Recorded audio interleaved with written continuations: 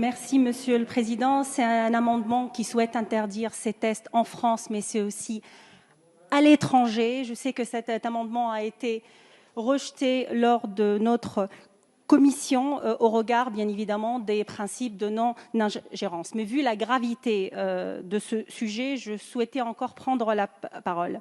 Pourquoi ? Parce que la loi française est bien connue par ses évitements quand il s'agit d'amender pour les jeunes filles quand elles partent à l'étranger subir des excisions ou subir des tests de virginité.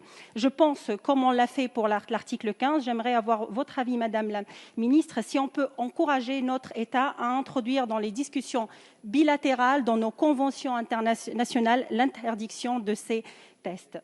Je vais vous lire un passage d'une chercheure, Simona Tersigni, chercheur Paris 7 CNRS, qui dit « Nombreux de travaux en sociologie ont montré que certaines pratiques de ressortissants des pays du Maghreb installés en France n'étaient pas dictées par l'islam, mais liées à une dramatisation des vertus féminine. » Ce que j'aimerais dire à toutes les petites filles qui nous écouteront peut-être un jour et qui reviendront sur ces débats, dites non à ces tests de virginité, dites non à ces retours au bled, dites non à ces mariages forcés. Votre pays, la France, vous protégera. J'avais votre âge et j'ai dit non.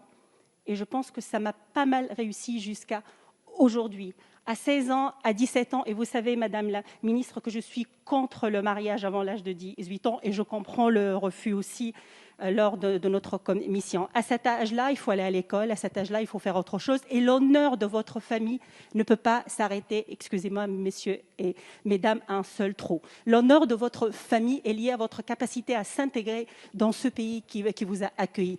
L'honneur de votre famille est lié au travail. L'honneur de votre famille est lié à votre intégration, à votre capacité à casser tous ces plafonds de verre. Donc bravo pour cet article, bravo réellement pour cet article, mais pour l'amour de tout ce que vous voulez, il faut absolument qu'il soit aussi intégré dans nos conventions bilatérales.